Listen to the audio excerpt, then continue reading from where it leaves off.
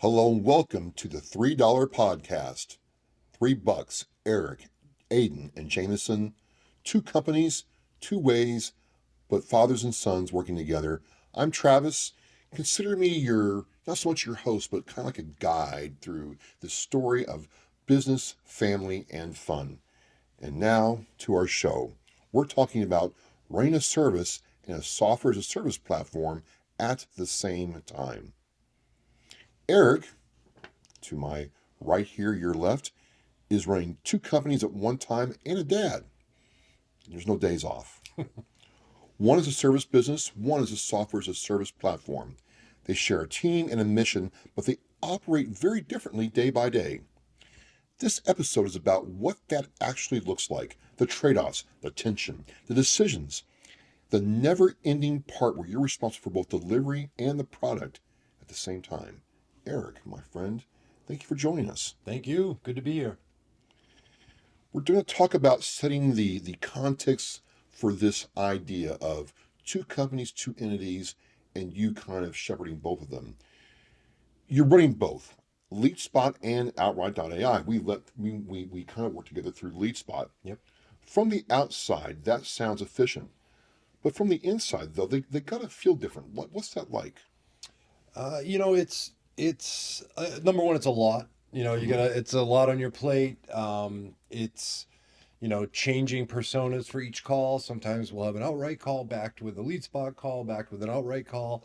So it's really just being a subject matter expert on both, knowing each of our businesses inside and out, and maybe most importantly, knowing how our customers are different for each of our service or our product, and knowing how to kind of approach each, engage each, and highlight what's different about our service or our product for their specific needs. So it's a lot, but I've got a good team. We've got great support. We love what we do. We love these companies. So it's not even like work a lot of the times.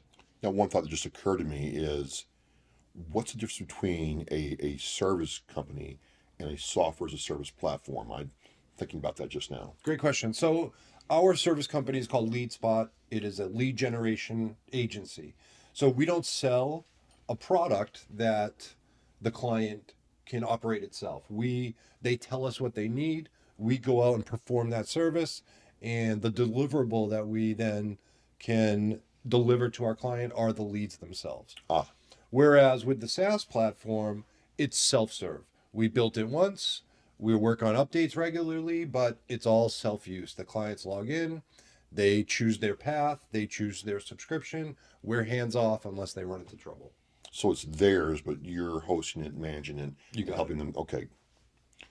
So that really leads into my next question is when did it become clear that a service company like LeadSpot and a SaaS like Outright cannot be run the same way? Right from the beginning. I mean, LeadSpot came first, and we learned pretty quickly that without a brand, being an unknown, a small company in a kind of an older type of industry, content syndication has been around for a long time. We didn't stand a chance. It was really difficult to get the word out. Now, the difference with the SaaS is, it's covering a very current topic, answer engine optimization or AEO. Everyone's talking about it. So, just essentially just presenting the product and then letting folks do with it what they will is a lot different than us delivering to the client exactly what they want. So I could go on for hours about the differences, but yeah, we'll stop there. So are you have a core set of rules. What happens or what happened when you try to apply your same set of core rules to both, LeadSpot and Outright? So I think with with LeadSpot, the service company, it's a lot of work on us. It's a lot of finding the right partners. It's a lot of making sure we're working with the right data. Whereas on the SaaS side, it's we had to pour everything into the platform one time, make sure it's everything that our audience is looking for, and we just set it loose to the world. So instead of iterating constantly, it's kind of just the one time, and it definitely It definitely is it requires different kind of, I guess, skill sets to run each, as they're both so different. So, talking about that, we're going to go into our next session where we talk about how a service business actually operates. Because from your last statement there, it's becoming more and more apparent. They're different. Sure. Right from the get go, they're different. So, LeadSpot sells leads in a high trust sale. How does that shape how you think about delivery and accountability? Yeah, it's a great question. So our clients come to a lead spot because they have a need. Whether it's their sales reps are complaining there's not enough accounts to work on, or their bosses are complaining there's not enough revenue coming in. So they come to us with very specific needs. And it's up to us when we promise and guarantee that we have the wherewithal, the skills, the people to answer those very specific needs, we have to. So there's no promising, and then 2 weeks later telling them, hey, you know what, we couldn't do it after all, and really leaving that client in a bad position. So it's just delivering exactly what they're asking for. Well, I'm going to go off script here a little bit because you've had situations that I know personally where you overpromised. Mm. Well, you didn't overpromise, they over-delivered. And that was its own kind of pressure. How did you manage that? Yeah. So I mean, we always do like to go above and beyond if possible. And there's been times when we have made promises on the front end. For instance, we'll guarantee that we can get you meetings. In hindsight, we probably shouldn't have made those guarantees because it's very difficult to do. But since we for this example anyway, since we did promise that, we issued a whole bunch of refunds at one point, and it did teach us a valuable lesson. You don't have to be everything and everyone for everybody. You Yeah. just do what you can do, make sure you can do that, and you don't got to deliver anything on top of it. What pressure shows up fastest then in a service business like LeadSpot that people underestimate? I think client satisfaction. It's not a low ticket kind of transaction where more like outright with a SaaS sale. These can be pretty big engagements. They can last for a long time. So it's just so important that we deliver exactly what they want. What does that margin of pressure, appear like? Where does it come first in your day-to-day workflow? So if I get an email in the morning from the night before, or I get a WhatsApp that, hey, Eric, we had a problem with one of the leads, or one of our sales reps said that they couldn't reach this person. Those types of things are the issues that, number one, can put a bad taste in the client's mouth for this project, but on the other hand, can make them forget about us altogether. There's not a lot of patience for those types of errors in this space. So it's imperative that we are perfect or near perfect every time. How then does that expectation affect how you prioritize customer deliverables? Yeah. We're all coin operated, right? We're Yeah. we're in this to make money. So those first few deals where we counted on, an initial campaign and then months worth of work, when we dropped the ball on the initial campaign and those months worth of work didn't come and we were expecting it, that really will leave a lasting memory that, listen, we're going to drop everything no matter what, the client gets exactly what we promise. Can you share a moment then where a client situation forced you to make a hard internal decision about the direction that you needed to go? Yeah, I mean, I think a good example is we used to offer um, an appointment setting service that we would do through email. And at the time, it wasn't nearly as saturated a market, this cold email service, as it is now. Yeah. And so when we began, we were able to deliver pretty regularly. But as time went on, even just a few weeks after we began, it became nearly impossible to deliver the meetings that we promised. So these small companies were expecting lots of meetings for their sales reps. They counted on it. It went into their revenue forecasts. So we did the tough thing and we refunded each of those customers. So it wasn't in the contract. It's nothing that we guaranteed, but it just felt, it was the right thing to do. We promised something, we did not deliver it, and instead of keeping the money like we could have rather, we thought it was the best thing to give it back. So that's the service side of what you all do. We're going to talk about the software as a service, the platform, outwrite.ai right now. And, you know, speaking of outwrite.ai, it's a product, it's not a service. It ships features. What's the different about your mindset and approach when it comes to outwrite.ai? So with Outright, it's all about speed. It's all about transactions. It's all about being. We have a lot of competitors, so it's all about shipping features faster and that the clients see as more valuable than our competition. So whereas in the service side, there's some room for error. You have a lot more time to work on things. With on the SaaS side, it's much less kind of forgiving. It's very cut and dry. It's very fast. So it's kind of like we got to turn up the energy a couple notches when we're focusing on outright. So I gotta think the customer feedback has to be different between a service like LeadSpot and a platform like Outright. Am I right? And why is that? Yeah. So the feedback on the lead spot side is more of we like the leads, we don't like the leads, we're working with you more, or we're not. There isn't much more beyond that. Yeah. But on the SaaS side, the feedback has gone directly into new features, directly into updating the product. So the difference there is the feedback from the SaaS clients is valuable. It's hugely important for us to gather that, and it works right in to the next feature we release. Just following up here, what breaks if you move too fast with SaaS? If you're just pumping out updates too fast, what happens then? It's a great question. So, I mean, it's if it works in the sandbox, if it works in the demo environment, and then you push it live too quickly, yeah, you could really leave some customers, with egg on their face. If they're suggesting your tool to their team, they're trying to get budget for this, and it breaks down, you're gonna really leave. You're never gonna get that customer back. That's for sure. On the opposite side, conversely, what happens if you move too slowly? The customers ask for this, they want this update, or they've given a UI suggestion, and you don't get it out fast enough. Does it just wither, or what happens? They move on to the next Wow. one. There's another vendor who's going to do it just as fast or faster, and there's a lot of options to choose from. So we have to have our game very, very tight. Was there a feature decision then where support feedback outweighed roadmap plans? Yeah. So I mean, in terms of, I mean, it's played into the log integrations that we've settled on. Whereas we thought it would just be WordPress, we've gotten a lot of folks that use Webflow, so we decided to add the Webflow integration directly from feedback. In terms of even the workflow, how many steps it used to have, we thought it was super streamlined, very quick.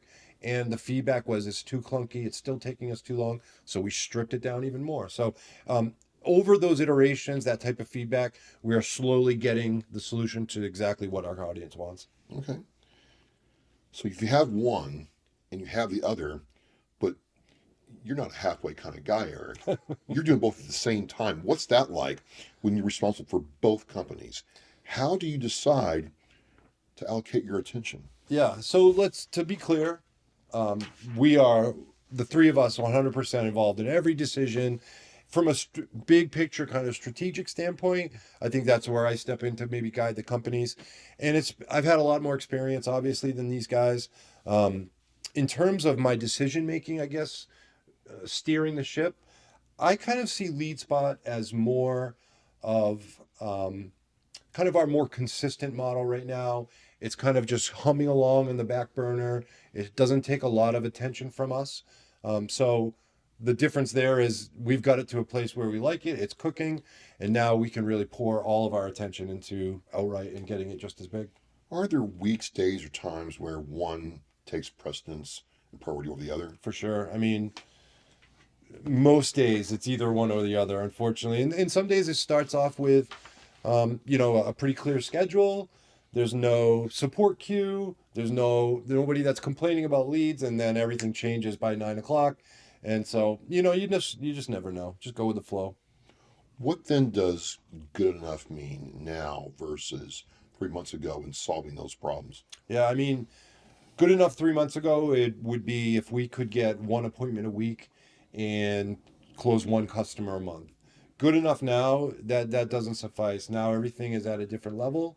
Good enough now would be three new customers, a week, and bringing on new brands at a pace that we just haven't seen yet.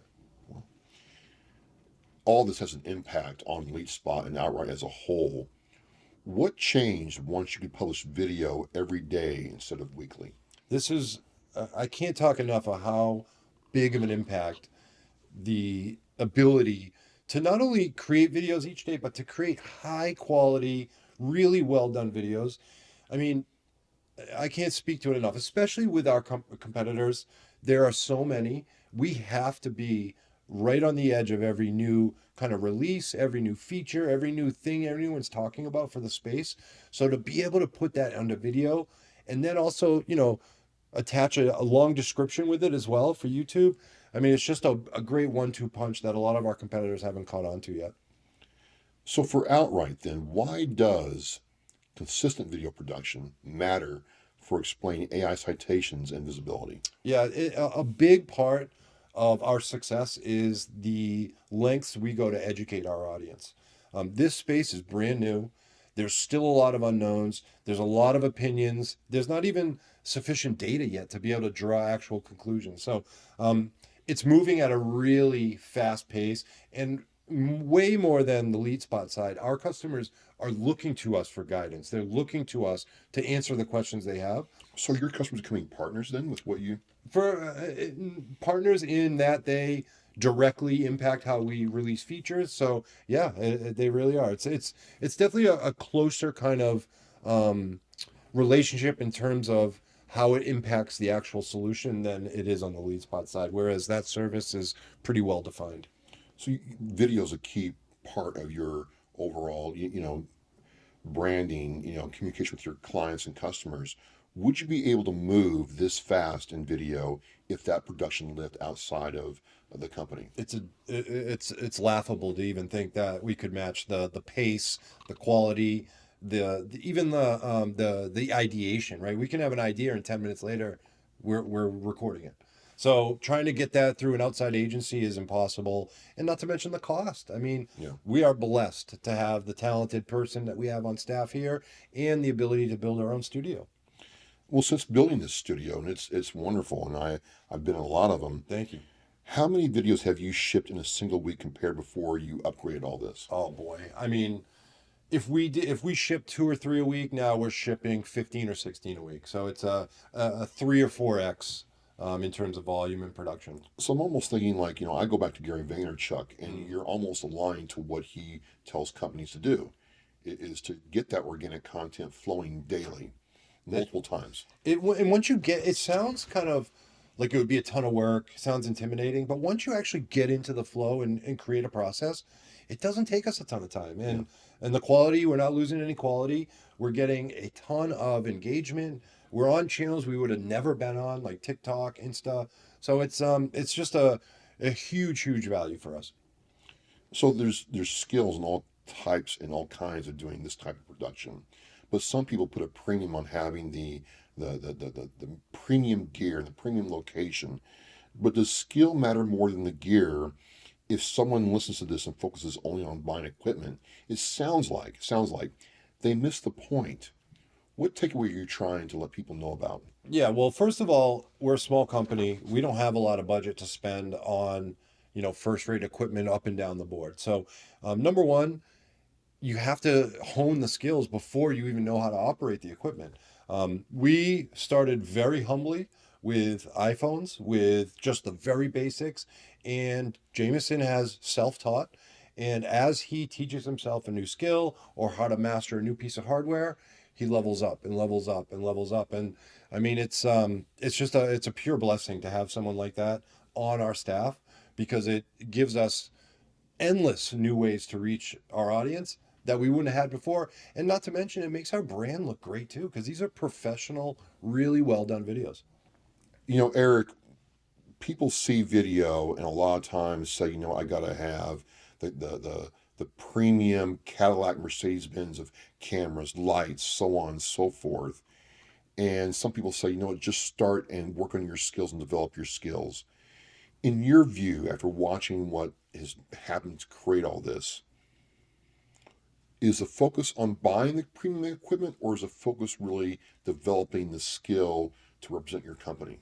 So, I mean, in hindsight, looking back, We didn't have a choice because we didn't have a lot of money. So, um, and I consider that lucky looking back, because I would say absolutely you need to work on your skills. You need to create your own process. You need to get comfortable with your own equipment. And as long as you know your own equipment inside and out and you have everything working properly, you can create some really great video without, thousands of dollars of worth of equipment. Jameson has been doing it for 3 years, and we've gotten literally tens of thousands of impressions and clicks through the videos we've made through those 3 years with this type of equipment. Well, one thing that comes to mind is we're talking about the difference between LeadSpot and Outright is this video production allows you to tell both stories in one place in a very focused way Yes. that a lot of people would miss. Yep. And I think I could see the intent there, and it's like, okay, we're talking about LeadSpot, we're talking about Outright, but we're doing it right here, and the color matches and the background matches, and it's also very organic. Thank you. Yep. A lot of thought went into all of it. Nothing here is, without some background, some really good logic behind it. Okay, we're to the optional lightning round, but we're going to do it mandatory. All right. I'm opting in. 4 questions, real quick. What's the one mistake you think beginners make trying to talk about their company? That they can do everything for everyone. I think being focused, solving one problem for one person will get you much further. What's the one piece of, equipment, and I say equipment, software, branding that helped both businesses? Wow, that's a great question. So I would think, I think a good cold email software. It might sound kind of like a no-brainer or maybe Yeah. something to avoid, but I'm telling you what, people will talk about email's dead, email's dead. Email still gets us more traction than any other channel. So I would say if you're going to start, and you don't have to spend a ton of money, this software is affordable. It's not, the barrier of entry is pretty low. So get a good cold email platform and you can start blasting to your audience, in day one. So what's the one thing you wouldn't buy again? Oh, okay. So I wouldn't buy. I know exactly what I wouldn't buy a overly robust and expensive CRM.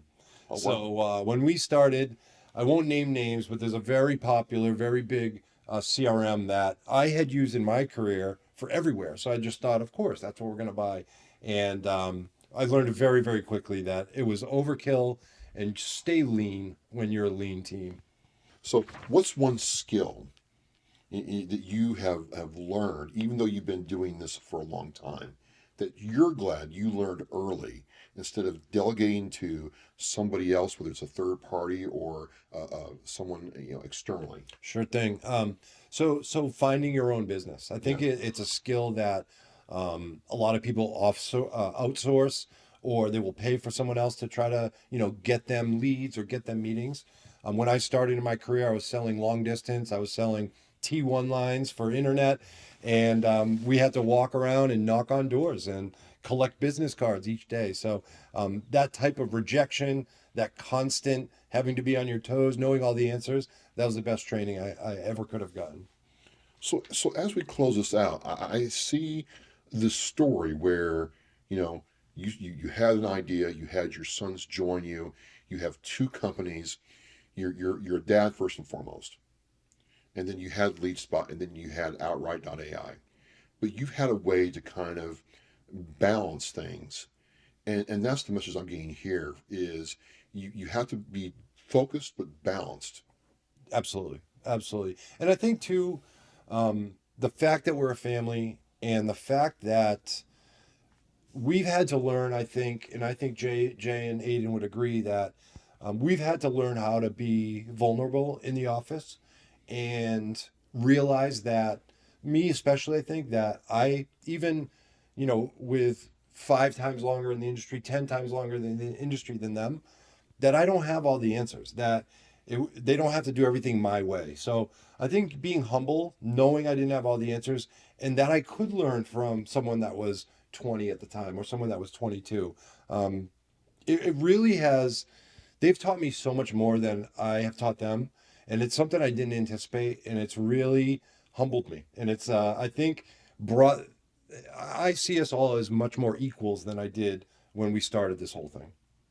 Fantastic. Outstanding. You know, again, we're with the $3 podcast. Thank you for listening. I hope to help align your business focus and what you're trying to do in your own business. You're seeing it happen here right now in real time. Check out the product offerings. They're on LinkedIn. And again, for this podcast, we'll see you next time. Eric, thank you for joining me and sharing with me. Thank you, sir.